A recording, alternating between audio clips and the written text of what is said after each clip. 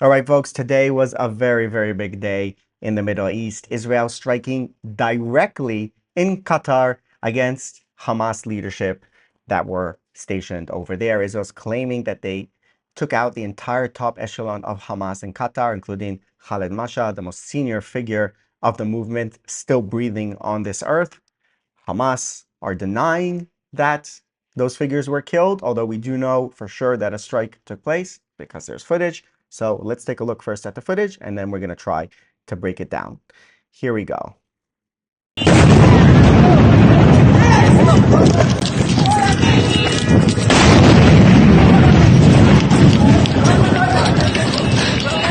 my God! Oh my God! Oh my God! Sana hindi pumami yung kotse. Oh my God! Oh my God. Oh my God. We have another angle over here.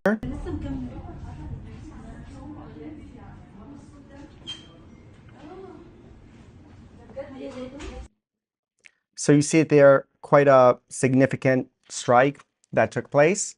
And this is a very, very big moment. It's reminiscent of when Iran, after so many decades of shadow warfare with Israel, struck Israel directly in April of last year. And then this year when Israel attacked directly against Iran. So Qatar is also a very big enemy of Israel. They are the chief benefactors of Hamas in the Gaza Strip. They fund them, support them, host their leaders abroad. And they do a lot of other nefarious activities, of course, like supporting the Muslim Brotherhood, which is a radical Islamic fundamentalist movement that's banned in all of the surrounding countries in the area: Jordan, Egypt, Saudi Arabia, UAE. Very, very nefarious activity. I actually made a video about that on my channel recently with the Saudi foreign minister. This was several years back, talking about all this nefarious things that Qatar do. So they're an enemy of Israel. Unfortunately, some people don't see that, including in Israel itself, when there's all this thank you, Qatar, for negotiating between Israel and Hamas.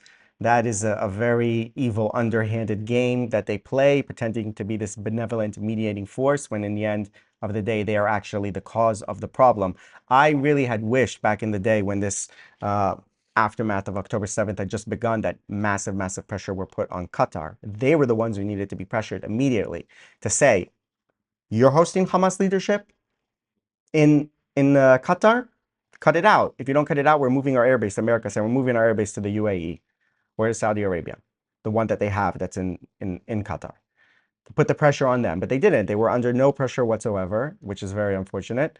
And now we see that Israel has decided to take action directly against its enemy, Qatar. Again, very nefarious force. They have big money because they have the biggest gas field in the Middle East and tons of oil reserves, and they just use that money to buy up institutions in the West, to buy football teams, to basically buy influence through their very deep pockets which they did not earn, right? It's not like they innovated anything, they did anything special. They're just a tribe that happened to be sitting on a big pile of oil and gas, which they wouldn't even have known about if it wasn't for the advanced Western powers that told them that these resources are valuable and how to extract them. And how do they pay them in return? They found Al Jazeera and used that channel to bash relentlessly all of those same powers that made them rich in the first place. The world's biggest hypocrites, Qatar. Really, really, just awful country. It's when I'm asked sometimes during my live streams in the past, as a vlogger, as a traveler, which country would you not visit? I almost always answer Qatar. It's like literally the only country I know of that I cannot say a single positive thing about. They're just a completely nefarious force in the world.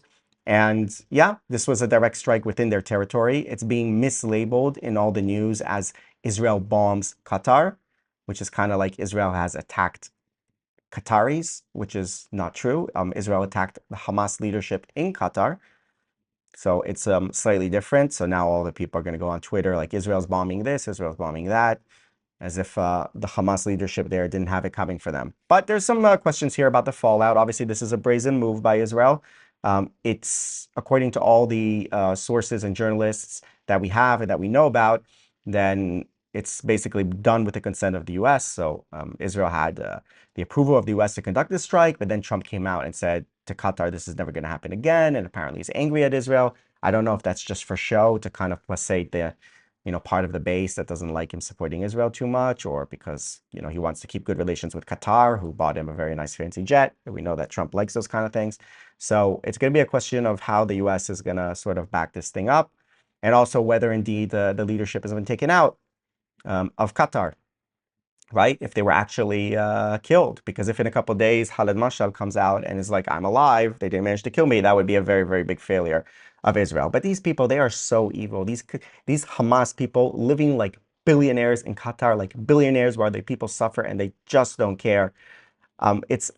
I made a video recently from my time in Indonesia where I met that Pastor Gilbert. He's in one of my videos, who knows people who work in the hotels in Qatar, and he gave me the Ismail Hania bill. Ismail Hania was killed by Israel in Iran, another Hamas leader. Let me see if I can find that over here. Let's see. No, not that. That's the explosion again. But I can give it to you here. Take a look at this. Ismail Haniye team. Date May 22, 21. Right? 11 days. Mandarin Oriental, Doha. 4 royal suites. Or 11 days. Residency 44. And the total is 1 million. My gosh. 1 million what? 1 million US dollar. Really?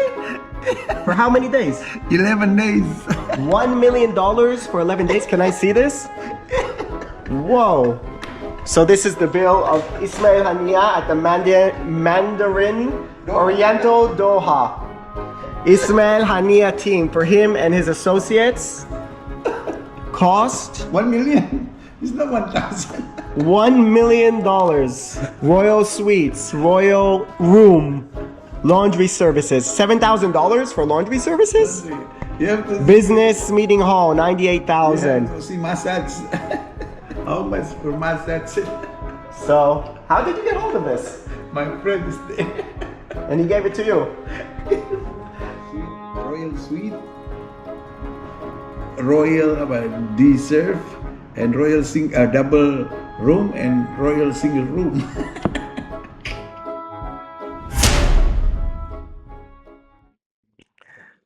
So that's a video I made a while back, but yeah, those are the people who hopefully have been taken out. Evil, vile people, we should not cry for them. Of course, the dumb liberals online, some of them will cry for the innocent Khaled Mashal and others living like billionaires in Qatar as their people suffer.